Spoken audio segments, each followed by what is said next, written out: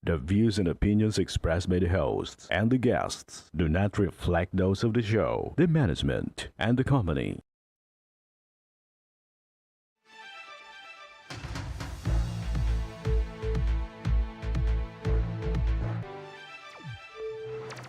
Magandang hapon sa ating mga masugid na taga-subaybay at live na live po tayo ngayong araw ng Lunes para magbigay ng serbisyo publiko. Live din tayong napapakinggan sa 90.3 Radyo Oragon Sorsogon, 88.3 sa Catanduanes, 90.7 Legazpi City at live na rin tayong napapanood sa ating YouTube account. Napapanood na rin tayo sa Congress TV tuwing alas 7:30 hanggang alas 8:30 ng gabi. Mula Lunes hanggang Biyernes sa PTV Digital Channel 14 sa Metro Manila, Channel 46 sa GMA For the Box at Channel 2 sa ABS-CBN TV+. Para sa mga patuloy na sumusubaybay sa ating programa, abangan nyo ulit ang aming pagtawag at baka kayo na ang susunod na mabibigyan ng 1,000 piso bilang tulong ng ating programang Ako Bicol, tabang ora mismo. Sundin lamang ang naka-flash na mechanic sa inyong screens ngayon at baka kayo na ang aming susunod na matawagan mamaya lamang. I-follow ang aming mga social media accounts, YouTube at TikTok, Ako Bicol, tabang ora mismo. I-share ang aming live at video uploaded at siguraduhin na nakapublic ang inyong account. At mag-iwan din ng comment at reaksyon sa aming live at video uploaded kasama ang hashtag Ako Bicol, tabang ora mismo. Saan ka pa mga ka-aksyon? Manunood ka lang ngayon at maaari ka nang makatanggap ng 1,000 piso. Bilang pagbibigay pugay sa ating mga kababaihan ngayong buwan ng Marso, ang Ako Bicol Party List at ang programang Ako Bicol Tabang Ora mismo ay nagsanib puwersa upang makapagbigay ng serbisyo publiko nitong nakaraang Sabado. Ang buong kaganapan mga ka-aksyon, panoorin po ito. Sinalis ako tanong aldaw ka lang. Inuwi kita pero hindi ko sinabi na iuwi mo yung babae mo. Ang tanong, totoo ba? May babae ka? Meron din. Yo! Dapat umarap siya ditong matapang siya. Depression na siya. Tinatanong ko po yung bata bakit po nagsinungaling. Papatay daw po siya pag nagsumbong po sa akin. Sobrang sakit po, sobrang hirap. Pag isuot yun yan, papayagan ko naman kayo magsama. Ngayon, sa akin lang muna yan. Ang tampulan ng chismis noon, ngayon balik kumpiyansa sa sarili. Pasko sugi daw lab. Kasabay ng Ako Bicol Tarabangan Caravan, isang makabuluhang programa ang isinagawa ng Ako Bicol Tabang Ora mismo ni Congressman Saldico nito lamang ika-16 ng Marso ngayong taon para makiisa sa selebrasyon ng buwan ng mga kababaihan. Kung saan, 3 bigating panauhin ang ating inimbitahan upang makapagbigay ng inspirasyon at kaalaman sa daang-daang kababaihan mula sa lungsod ng Legazpi. Ang mga kababaihan ay sadyang matatapang at mapagtimpi, kaya madalas ay ikinukubli lamang nila kung sila ay nakararanas ng pang-aabuso. Dahil sa ganitong dinaranas ng mga kababaihan, ay ipinaliwanag ng isa sa ating mga panauhin na si Police Major Nora Vizcaya, ang hepe ng Provincial Women's and Children Protection Desk ng Albay Police Provincial Office. Kung ano nga ba ang karapatan ng isang babae na biktima ng domestic violence. Ang domestic violence, ito po ay mga karahasan na nangyayari sa isang tahanan o kaya sa isang pamilya na karamihan pala na may kagagawa nito ay ang ama ng pamilya o ang lalaki sa bahay. And ang mga biktima nito ay ang asawa o kaya partner at ang kanyang mga anak. Kung biktima po tayo ng mga pang-aabuso, dapat po magkaroon tayo ng lakas ng loob na manindigan, ipaglaban ang ating karapatan. So, pwede po nga tayong humingi ng tulong. Hanapin po ninyo ang Women and Children's Protection Desk. Marami kasi pong gawain na pwedeng maging karahasan sa inyo. Una, physical. Pangalawa, yung psychological or emotional. Pangatlo, sexual. And pang-apat, yung economic. Hindi kayo binibigyan ng suporta, etc. Matapos ang kanilang pagpapaliwanag sa karapatan ng mga kababaihan, ay sinagot din nila ang ilang mga katanungan mula sa mga dumalo sa pagtitipon. Isa na rito ay si Venus Pinilla. Ako po ay isang solo parent at 10 years na po akong iniwan ng ama ng mga anak ko at wala pong sustento.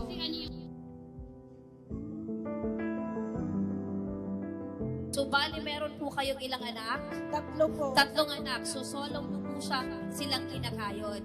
Sa paraan, kami po ay proud na proud po sa inyo.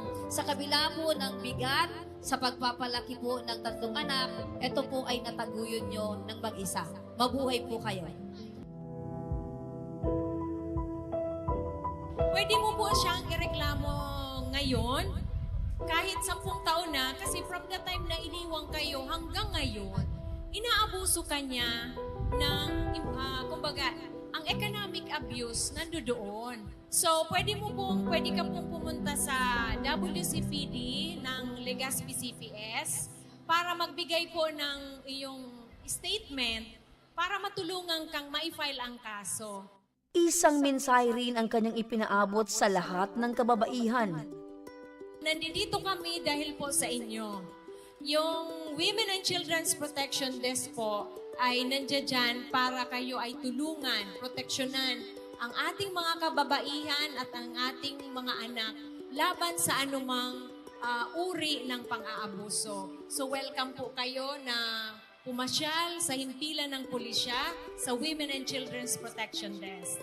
Thank you so much, Major. At syempre, bilang pagbibigay namin ng pasasalamat sa oras na ibinahagi mo po sa amin, tanggapin niyo po ito na aming pong munting regalo para sa inyo.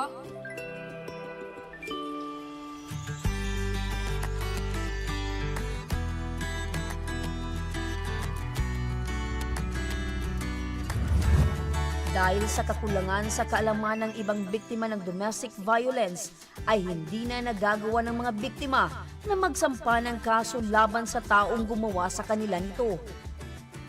Kaya naman, ito ang ipinaliwanag ng 2 abogado na ating inimbitahan mula sa Integrated Bar of the Philippines o IBP na sila Attorney Syra Belen at Attorney Marie Bernardine Villarmino. Ano-ano po yung mga batas na nagbibigay protection po sa ating mga kababaihan? Marami po tayong batas na nagbibigay proteksyon sa mga kababaihan. Unang-una po, meron po tayong tinatawag na Magna Carta for Women. Dito po natin mahanap yung lahat ng karapatan ng isang babae, yung human rights po ng mga kababaihan. Meron din po tayong tinatawag na RA 9262 o yun pong Anti-Violence Against Women and Their Children. Meron din po tayong Anti-Sexual Harassment Act na nagbibigay tulong po sa atin para tayo ay maproteksyonan sa loob ng ating mga trabaho, paaralan, or training centers. Meron din ho tayong Safe Spaces Act. Although yung Safe Spaces Act ay hindi lang naman ho para sa mga kababaihan pero para sa ating lahat. So, kunwari po kayo po ay nakatcall o yung mga sinisipulan sa daan, yan po ay nasa ilalim ng Safe Spaces Act natin. And meron din ho tayong batas na nagbibigay protection po sa atin laban sa pagbabawal na magkaroon ng diskriminasyon pagdating sa terms and conditions ng ating employment dahil lamang po tayo ay isang babae. Hindi din kaila na maraming tahanan ang nasisira dahil sa tukso ng pangangaliwa. Bagay na binigyang ding linaw ni Attorney Belen. Pwede rin ho tayong mag-file ng tinatawag ho nating concubinage. Concubinage po ay mas mahirap patunayan. Dito po sa ilalim ng concubinage, pwede lang ho nating mapatunayan na ang isang kasal na lalaki ay nag-engage po sa isang sexual relationship or relationship sa isang babae na hindi niya asawa kapag binahay niya po ito or dinala niya po sa tirahan mismo nilang mag-asawa or sila po ay nakita under scandalous circumstances na gumagawa po ng sexual act. So, kaya medyo mahirap po patunayan yung concubinage pero pwede rin ho tayo mag-file ng violation of RA 9262. Pagdating naman sa mga away sa barangay, partikular ng magkakapit-bahay na nadadawit sa tsismis at alitan. Dito naman sumentro ang paliwanag ni Attorney Bernardine Villarmino. May kaso po ba kapag ang isang babae or si Mrs. ay napasobra po ang chismis? Pwede po kayong mag-file ng slander or defamation sa laban sa taong ito. Ito po, sa simpleng sabi ay paninirang puri. Sa panahon ngayon, uso na ang Facebook, di ba po? Lahat naman na tayo may Facebook. And if in case po na ang paninira sa'yo ay ginamit sa pamamagitan ng Facebook, pinangalanan ka po, pwede po siya maging liable for cyber libel. For all the women na andito nag-attend, tandaan po natin na madami tayong karapatan under the law. Feeling nyo is violated ang rights nyo, wag po kayong matatakot dahil protektado po tayo under the law. Para po sa lahat ng mga kababaihan, lalong-lalo na ho yung mga nakakaranas ng pang-aabuso sa lahat ng klase ng paraan. Kasi ang pang-aabuso ho ay hindi lamang physical, pero meron din ho tayong tinatawag na sexual abuse, psychological abuse, economic abuse, o kung ano-ano pang uri ng pang-aabuso. Huwag ho kayong matakot humingi ng tulong dahil sigurado po akong mas maraming tao ang nais kayong tulungan na makalabas sa inyong sitwasyon kesa ho doon sa hindi. So ipaglaban ho natin ang ating mga karapatan bilang kababaihan at pangalagaan ho natin ng lubos ang ating mga sarili. Thank you so much. Palakpakan po natin ang ating nakikinig ng mga abogado.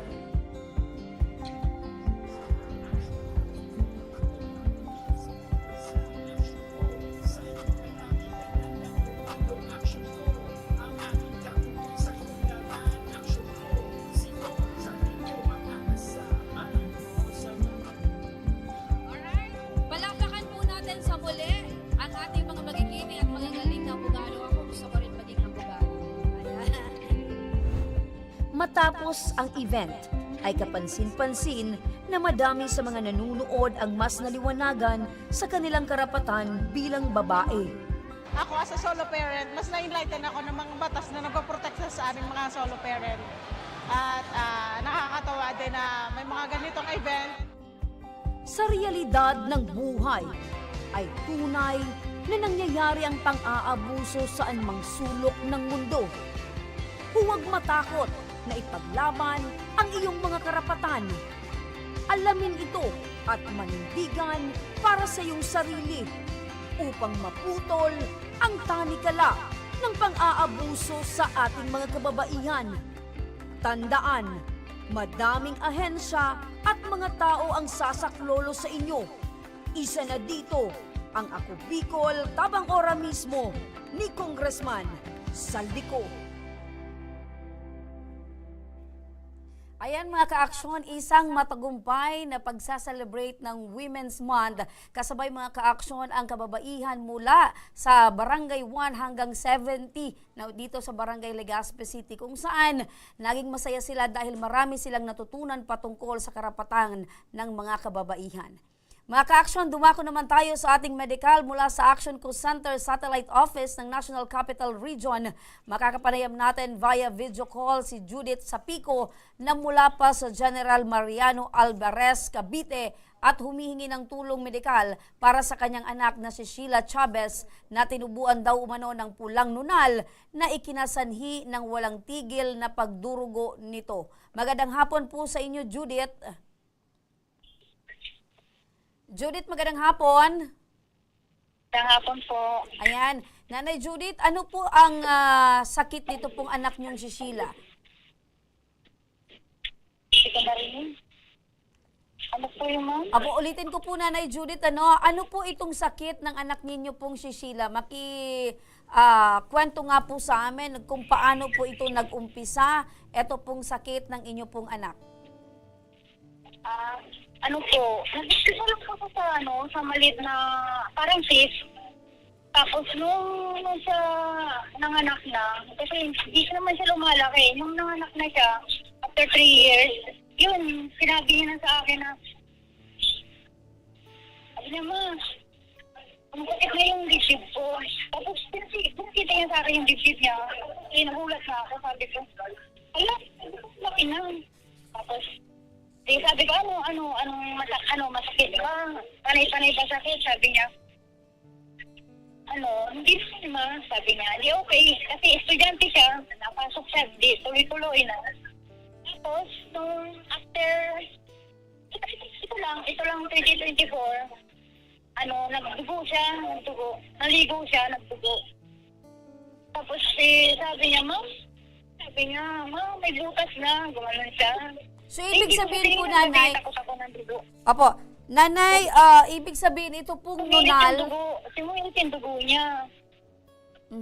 ito pong nunal, nanay, na nakita nyo po na tumubo po sa katawan ng anak ninyo ay nasa may parteng dibdib po. Hindi siya siya, ma'am, parang sis, yung maliit na bukol, Opo? na pag hinawakan parang gumagalaw-galaw na ang may batong maliit na bato. Gano'n. Masakit po ba ito, nanay? Dahil nababanggit nyo na makalipas ang ilang araw, meron na po siyang butas. So, bago pa po nagkaroon ng butas, ito po bang nararamdaman ng anak po ninyo ay meron na din pong kirot or sumasakit na din po ba?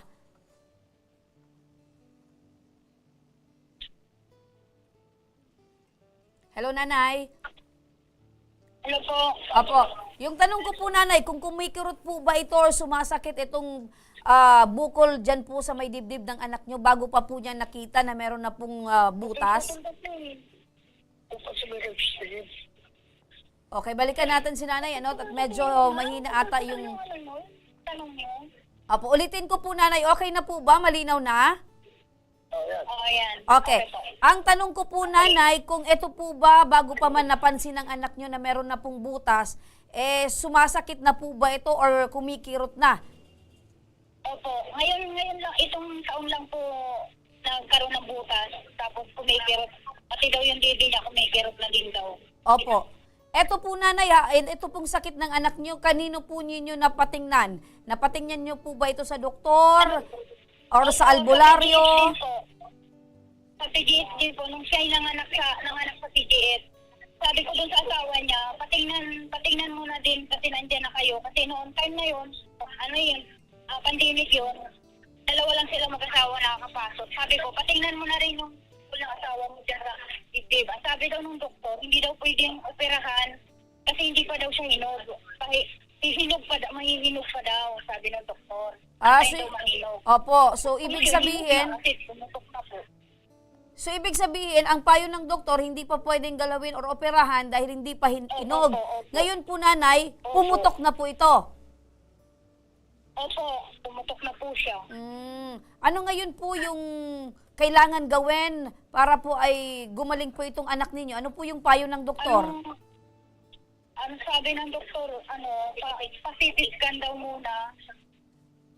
Tapos, pag lumabas yung result ng CT scan, saka daw nila malalaman namin kung ano pa ipagagawa nila ng lab. Opo. So, sa mga oras na to po, nanay, hindi pa po ninyo alam kung ano po itong uri ng sakit meron po yung anak ninyo. Ano po, ang pangalan ng niya, sakit na niya, Hemangioma. Okay po. Nanay, lumapit po kayo sa Ako Bicol Party List at sa aming programa. Ano po ngayon ang kailangan ni Sheila para maging maayos na po ang kanyang kalagayan? Hihingi po ako ng tulong po para ma-CT-scan po siya, mapa-opera. Kaya po ako lumapit sa Ako Bicol. Opo. Nanay, makinig po kayo para mabigyang aksyon po ito pong kinakailangan pong gawin para po sa inyong anak na si Sheila. Makakausap po natin sa katabi niyo po itong pinakamagaling at matulungin na coordinator ng Ako Bicol Party List dyan sa National Capital Region. Sir Rudy Vizcaya, magandang hapon po. Magandang hapon po naman dyan sa inyo, lalo na sa ating mga kababayan sa Bicolan. Opo, Sir Rudy, katabi niyo po itong si nanay at kinakailangan po ng kanyang anak na para po mapa-CT scan. Matutulungan po ba ito ng Ako Bicol Party List? Opo, kasalukuyan nga po kaninang umaga, tumulong po sa ating tanggapan dito sa Congress at araw ng pagtulong natin sa ating mga kababayan. Kung tawagin natin ay People's Day ng Ako Bicol Party List. Tamang-tama, ito naman si Nanay Judith, dumulog sa atin at lumapit sa atin, dali-dali naman na sinigyan kagad natin ng aksyon upang matulungan natin ang ating kababayan. Kasalukuyan nga po yan yung kanyang problema sa PGH, sa kanyang CT scan, sa kanyang anak, at pinagawa na kagad natin ang guarantee letter niya. Ayun! Mismo. So meron na pong guarantee letter ito po, Sir Rudy Vizcaya. Sir Rudy? Nawala si Sir Rudy. Napakinggan ko mga ka-aksyon. So meron na po kayong hinahanda na guarantee letter para po dito sa anak ni nanay. Ready na po yung kanyang guarantee letter. Alagang 60,000. Ayun, 60,000 pesos. Nanay, napakinggan niyo po si Sir Rudy. 60,000 pesos po ng worth of GL ang maibibigay po sa inyo at matatanggap niyo po. Ngayong araw na ba yan na Sir Rudy makukuha po ni nanay?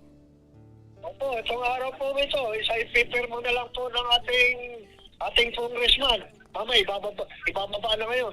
Opo, maraming salamat po sa inyo, Sir Rudy Vizcaya, ang coordinator ng Ako Bicol Party List dyan sa National Capital Region. Nanay, napakinggan nyo po, katabi nyo si Sir Rudy, napakinggan nyo po, ngayon mismong araw na to, mahahawakan nyo po yung guarantee letter para po sa pagpapasitiskan po ng inyong anak na si Sheila. Ano po yung masasabi nyo, Nanay? Maraming salamat po sa Ako Bicol, tabang ora mismo, kay Congressman Saldi po, kay Jel Pungalon. Ayan, maraming salamat po, Nanay. Maraming salamat sa lahat. Opo, nakasmile na si Nanay. Nanay, asahan niyong aalalay po sa inyo ang aming team hanggang sa makuha niyo po ang ibibigay na tulong sa inyo ng Ako Bicol Party List. Mga ka-aksyon, opo, you're always welcome po. Sa pagbabalik ng Ako Bicol tabang ora mismo, 20 taong gulang na estudyante dumulog sa Action Co Center National Capital Region Satellite Office para humingi ng tulong sa operasyon ng kanyang ina na may iniindang sakit sa leeg. Ang ating pagtugon, abangan. At para naman sa ating mga masugid na taga-subaybay, manood po lamang kayo kasi bago matapos ang aming programa ay pipili kami ng isa sa inyo na mabibigyan ng 1,000 piso mula pa rin sa ating programa at kay Congressman Saldico. Kaya huwag kayong bibitaw, magbabalik pa ang tabang ora mismo.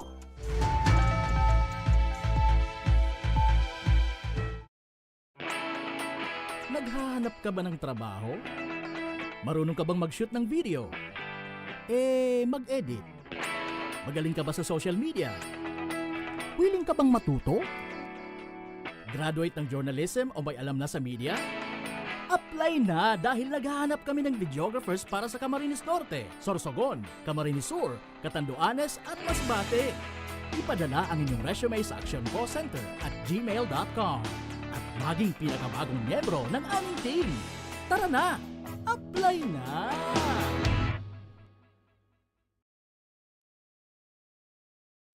Daan-daan na po ang mga nakapagtapos at may mga kanya-kanya ng propesyon. Sa kanilang pagpupunyagi, walang masidlan ang kanilang mga ngiti. Ingat sa Gabos, nagpapasalamat po ako sa AKB. Gusto ko lang po magpasalamat sa Ako Bicol sa opportunity na tigtatao po araw po sa kuya na estudyante. Dahil naandyan lang, katuwang lagi. Ako Bicol, katabang na, kasurug pa. Hindi rin nagpahuli sa pagtugon sa mga pangangailangan ng ating mga healthcare workers at mga frontliners. Sa simula pa lang nitong pandemya, hanggang sa ngayon, walang humpayang pagtulong. Ay, nagpapasalamat po ako sa pagtaunin tabang hali sa Ako Bicol Party List. Papasalamat kong dakula sa duwang congressman. Kayo nakakatabang sa mga sa gabi. Maaasahan, Ako Bicol, katabang na, kasurug pa. Tucked away in the province of Albay, known for its perfectly shaped Mayon volcano, Misibis Bay Resort, a locally owned 5-hectare private island resort. The resort is ready for all those looking to balance tranquility and adventure.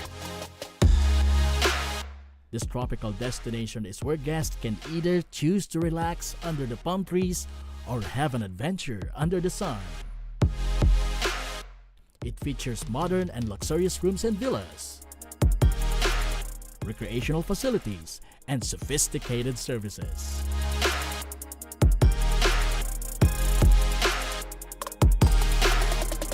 Come and experience Mississippi's Bay Resort, your tropical island getaway.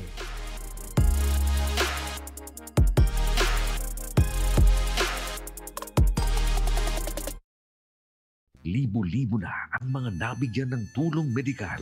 Bata, matanda, kahit sino man, lahat ng mga may karamdaman, may maaasahan. Nagpapasalamat sa Ako Bicol Party List. Hindi po namin makakalimutan ang tulong na dinala ninyo dito sa aming bayan. Maraming salamat po. Dahil iisa lang ang tunay na nagmamalasakit. Ako Bicol, katabang na, kasurug pa. Nagbabalik mga kaaksyon ang Ako Bicol Tabang, ora mismo. Balikan muli natin mga kaaksyon ang Action Coast Center Satellite Office sa NCR. Makakapanayam natin si Joshua Bayudang, isang estudyante na humingi ng tulong para sa operasyon ng kanyang ina na si Marivic Bayudang na may iniindang sakit sa leeg na maaring naging sanhi ng ma-hit and run umano ito doong high school pa. Magandang hapon sa iyo, Joshua. Opo, Joshua, matanong ko lang ano ang sakit ng iyong ina at kailangan ba niya ng operasyon? Excuse me po, medyo choppy lang. Okay. Ulitin ko ulit, Joshua, ang tanong, ano po yung sakit na iniinda ng iyong ina at yung nanay mo ba kailangan po ng operasyon? Yes po. Actually, ngayon ay meron siyang sakit na cervical myelopathy na kung saan yung mga bukol po niya, yung spinal cord niya po sa leeg ay nakaumbok, which is umiipit po ngayon sa ugat niya. Kaya po nagiging sanhi po ng pagmamanhid tsaka po pananakit. Opo. Ilang taon na ba itong iniindang sakit ng iyong nanay, Joshua? Ilang years na po? Yes po.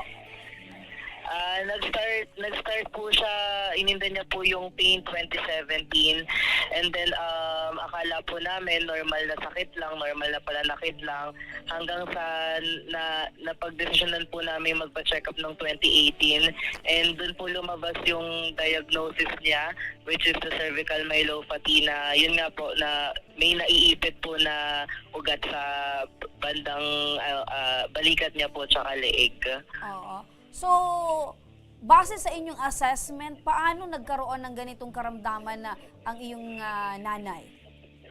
Actually, until now, clueless kaming buong pamilya kasi talagang nagsimula lang siya nung habang naliligo lang siya sa CR noon that time and then biglang manakit yung niya, may nagkaroon ng paninigas yung dito niya at nahirapan siyang igalaw.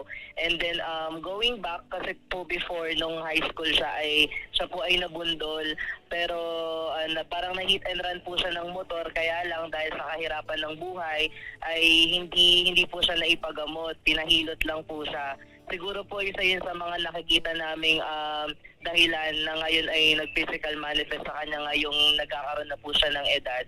Okay, so ibig sabihin kahit matagal na yung nangyaring pagka-hit and run sa nanay nyo, posible na isa ito sa mga rason yung physical na epekto ngayon lang lumabas.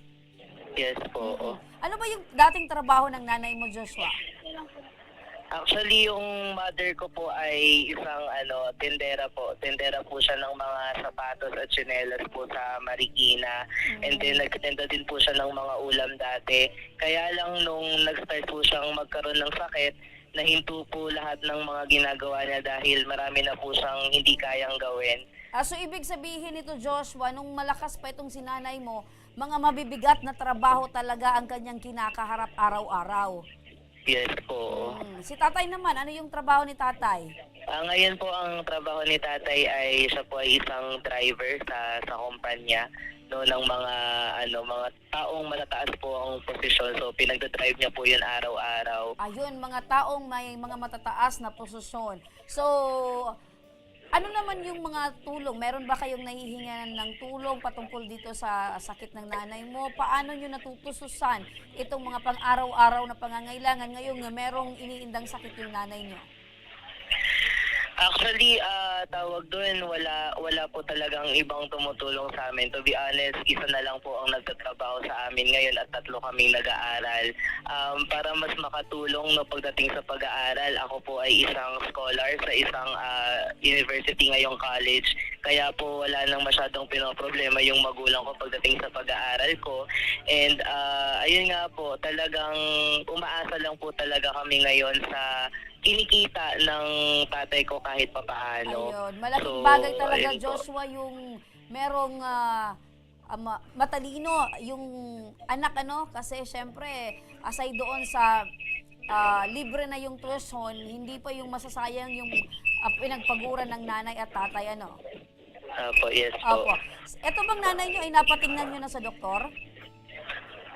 Ano po? Napatingnan nyo na po ba sa doktor itong nanay ninyo? Yes po, maraming beses na. Actually, recently, linggo-linggo po kami bumabalik sa doktor para mapatignan po ulit siya. So linggo-linggo, ibig sabihin linggo-linggo din kayong bumibitaw ng pera para sa doctor's fee. Hello, Joshua. So, ano daw yung sabi ng doktor? Gumagaling po ba si nanay? Meron bang development sa kanyang sakit? Actually, tawag doon before, talagang ang sabi po ng doktor sa kanya ay siguro baka kaya pang idaan sa therapy. So, tinry po namin ipa-therapy siya, kaya lang hanggang sa tumatagal po ng tumatagal. Even yung pagte-therapy niya po ay hindi na tumatalab sa kanya at talagang pinakasabi na po talaga ng doktor ay kailangan niya na po talagang magpa-opera. Okay. So, ngayon, Joshua, na lumapit kayo sa Ako Bicol Party List, ano yung pangangailangan na kailangan din na tugunan ng Ako Bicol Party List? Actually, ngayon po ay talagang kailangan po talaga ng nanay ko ng financial support sa kanyang pagpapa-opera, yung mga gagamitin niya po no para sa kanyang procedure no, sa laki po ng gastusin at sa kinikita ng nag-iisang nagtatrabaho sa amin, talagang imposible na matugunan, pero talagang naniniwala po kami na talagang walang imposible. Opo.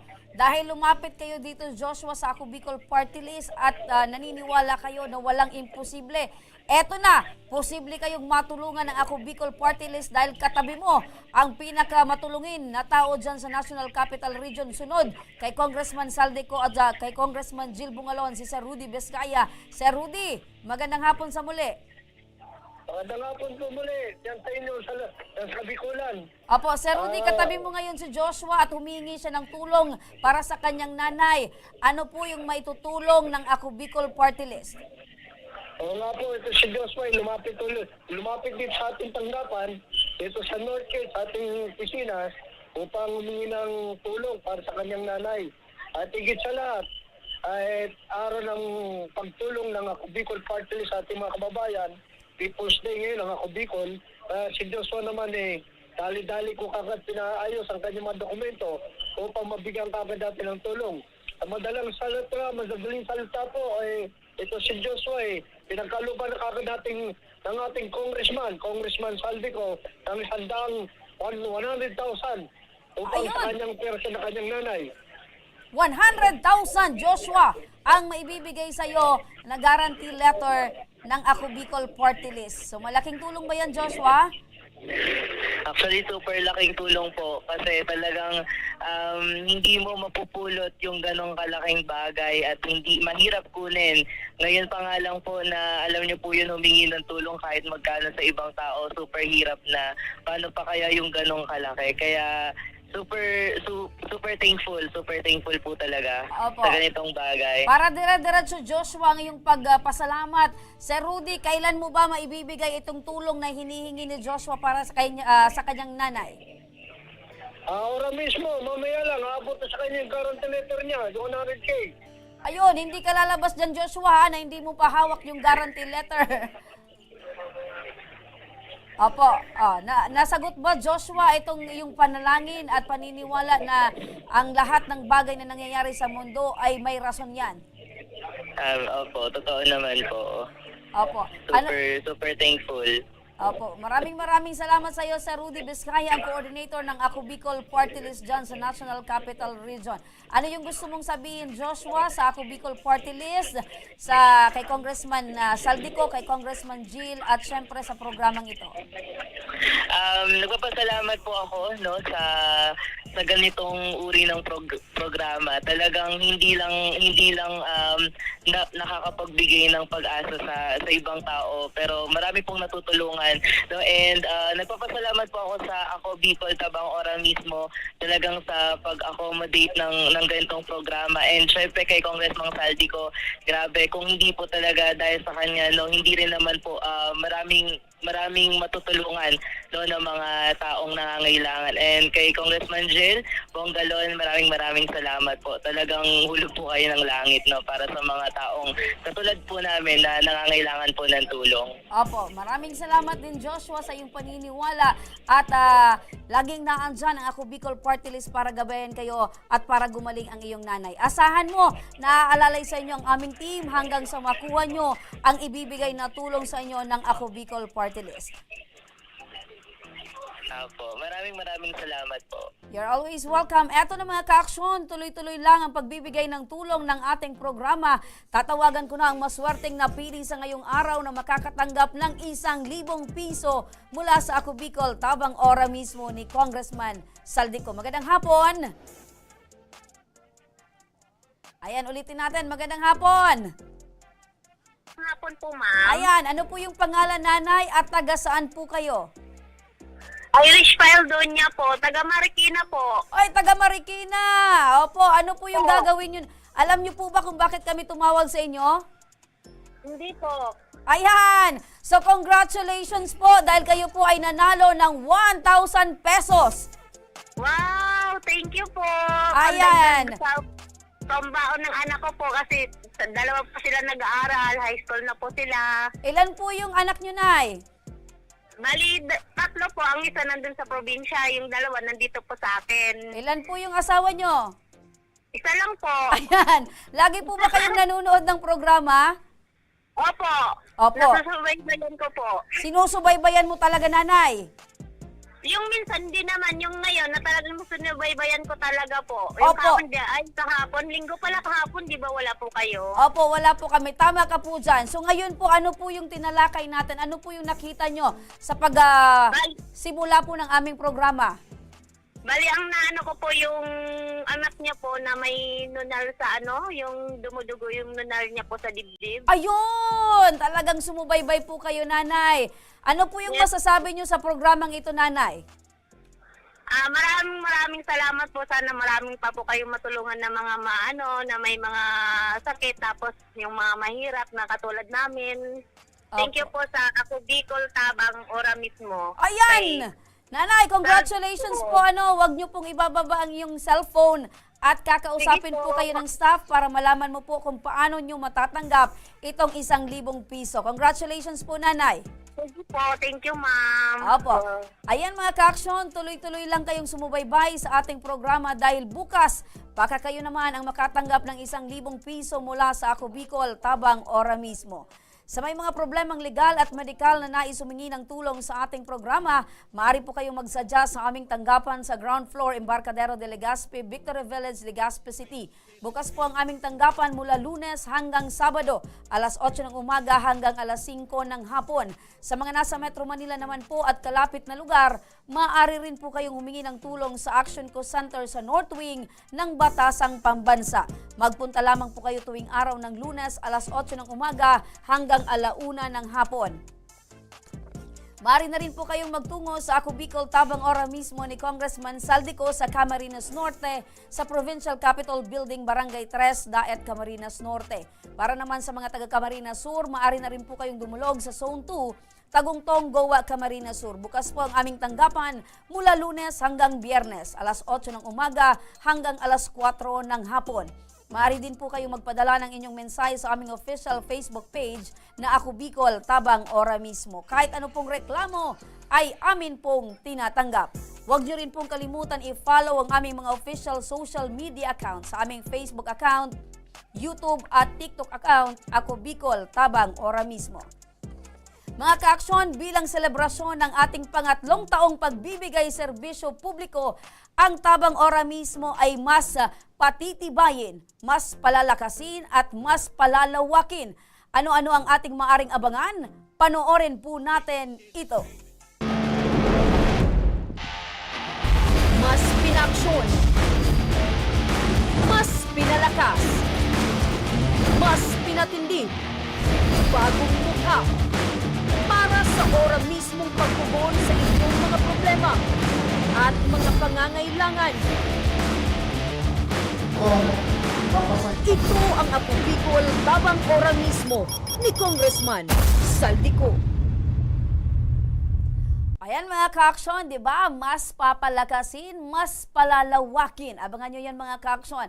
At syempre, bago magtapos ang ating programa ngayong araw, batiin muna natin ang isang maligayang kaarawan sa ating cameraman, editor, Charlie. Ay, kay mabuhay ka! Kuya Charlie, hanggang gusto mo. Ayan, happy birthday sa'yo. Hanggang bukas mga kaaksyon, sama-sama nating aksyonan ang mga problemang medikal at legal. Ito ang programang may paninindigan, tutugon sa inyong pangangailangan. Ako po, si Remy Araneta Mendones. Magandang hapon at salamat. Ito ang Tabang Ora mismo. Aksyon ko patuloy na magsisilbi. Aksyon ko sa mga nangangailangan. Aksyon ko lahat ay dadamayan. Noon at ngayon tayo'y sinamahan. Aksyon ko patuloy na magsisilbi. Isang masipag na pilantropo sa hirap at ginawa ka sa